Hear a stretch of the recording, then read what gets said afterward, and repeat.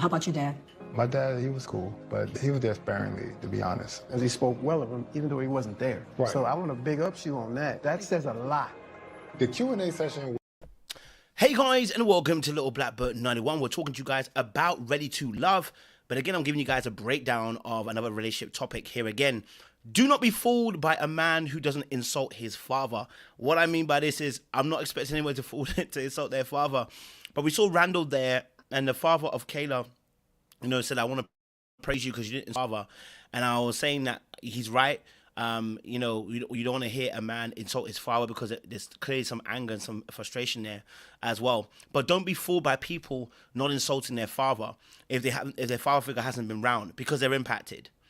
Both men and women, but we're speaking specifically about Randall this time, is impacted by a loss of a father figure who's not around emotionally. And I can tell you how that will show up as well. And that's why there are certain behaviors from Randall. That's why there's certain behaviors from myself. And I'll talk about myself and Randall in this particular instance as well, so you can get an understanding of the gravitas of what we're talking about here. I have to use that big word there, just to throw it in there so it sounds like I'm really educated.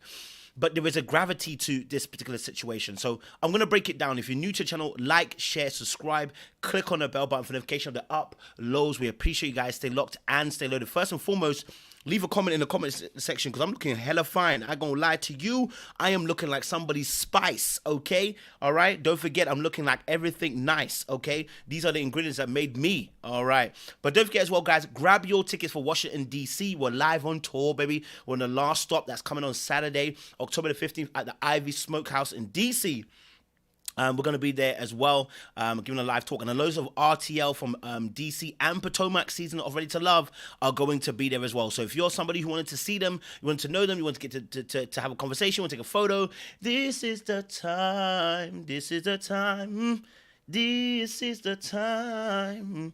I don't know why I'm singing about it. I just felt like it's just the time. Do you know what I'm saying? And this as well, if you're going to be blessed by this video as well, make sure you also as well. I don't want to say make sure, but we appreciate if you do. You know what I mean? Send us a little cash app. You know what I'm saying? Just to show you appreciate us. Okay, I'm learning. Okay, because since I've been in America, I've tipped like there's no tomorrow. Okay, I can't wait to come back to UK. My money is getting spent on tips. All right, let's get into this video. Let's break this all the way down for you as well.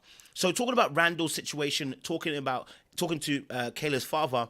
If you heard the end of what Kayla's father actually said about Randall, he said Randall lacks his self-assurance. Now, can I be real with you? I think Randall would have that anyway, because we spoke about this about nature versus nurture. I think Randall would have had a nervous or anxious disposition anyway. But what was important, though, is Randall's indecisiveness that seems to happen. And you know what's interesting?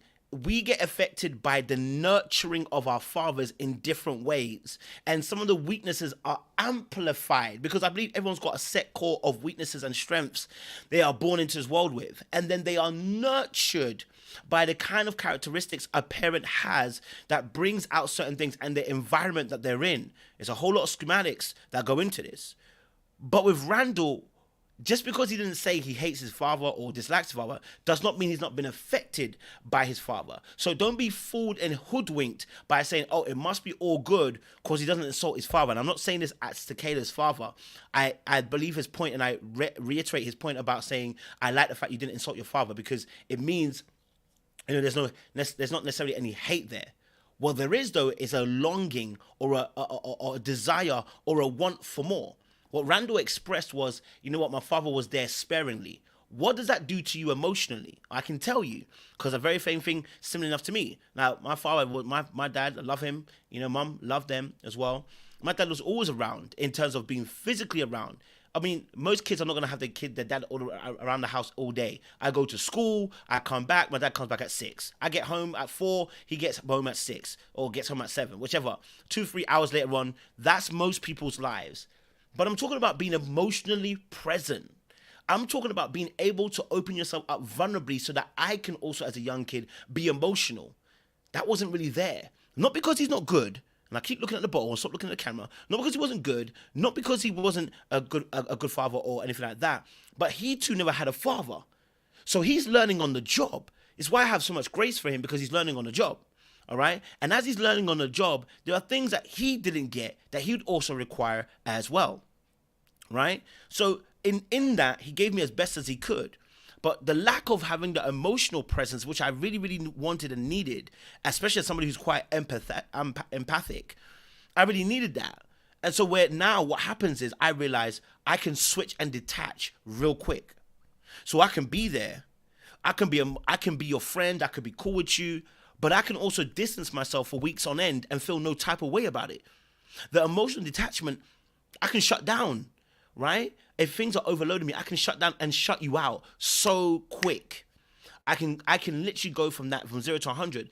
That is the problem with having the lack of emotional presence, which amplifies weaknesses. Because already I'm an empath, and that means having too much emotions in one go can be overwhelming, but then add that with the nurturing. Don't miss it now. It's the nurturing that adds the extra blow that now you shut down quite a lot. Or, you know what? I go, do you know what? I'll message you in 3 days' time. Yeah? I'll message you in 5. I'll get to it when I get to it, but right now I'm not going to talk about it. Right? So this is also important to the dynamic of an individual. So the fact that Randall didn't say he hates his father wasn't a pass for me. It was a pass in the sense of you weren't outwardly angry. Right? That's not how you fight. Right? You befriend probably. Or maybe you flop, freeze, whatever your reaction is, internally. Right? So what you'll see with Randall is, yeah, he may not be angry outwardly, but he will be hurt. And how does he protect himself? Well, we saw it in the show. He had multiple connections, which none of them were actually going to be the one he was going to choose. He was protecting himself. Listen, don't get twisted. He listens well. He understands. He's empathetic. He can be emotional. He can talk about his emotions. And women love that. And they're rightly so. They should love that. What I'm talking about is the weaknesses that come with that. Because there are some weaknesses that come with the fact that your father figure wasn't present for you. Meaning that now he has to protect himself. Remember I said this on the other videos. Where there's a lack of protection, you'll try to control that area because you don't want to be hurt again like you were. And so the area of control here, emotional and mentally not being present as a parent, and physically not also being there. How does Randall protect himself? How does he stay in control? Well, he has several women on the go, which none of them he's going to actually choose. I know he might say he would have. None of them would actually choose. He might have been attracted, but he wasn't attracted enough to make a choice for them. And so what he does, he inoculates himself and keeps himself protected by being in the castle and having the women outside around the castle. Well, that means is emotionally and mentally, I can only let you in so much. Right? I can only let you in so much. And the indecisiveness, okay, also too, is a fear of making the wrong choice and being rejected. That's where the indecisiveness often, not always, comes from. A fear of being rejected for making the wrong choice. The inability to make a choice because you have too many choices coming at you at once and not being decisive and being assertive. So there is going to be something that's going to be flawed. There's going to be something that's going to be missing. There's a weakness in there. And as a man, you have to assess yourself and know what are my weaknesses. How was I affected by the father figure that wasn't in my life the way I wanted him to be? If you can assess that and know your weaknesses and your strengths, you go from being 50 to 80. Because at that point in time now, your self-awareness kicks in. You can begin to realize why you act the way you do. And you're not just going to act because you feel like it. You now know when you do act that way, why you feel that way. And that leads to explanation. And explanation leads to freedom. But when you can't explain, or you don't have the language, or you're unable to process how you actually feel, what tends to happen is shutdowns emotionally. You shut people out physically and mentally and emotionally, right? And the last one is when you're unable to express, articulate, you can go into actions rather than actually talking. Right? So we call it, and do you know what? I love this term that I met this woman on a plane. I'll do a whole live on it. And she said something so key. She said, oh, you know what? Our generation, my generation especially, we're so used to technology now that we use technology as a medicine. That whenever we feel a little bit of pain, rather than working through it, we take the medicine. We get the attention that we want.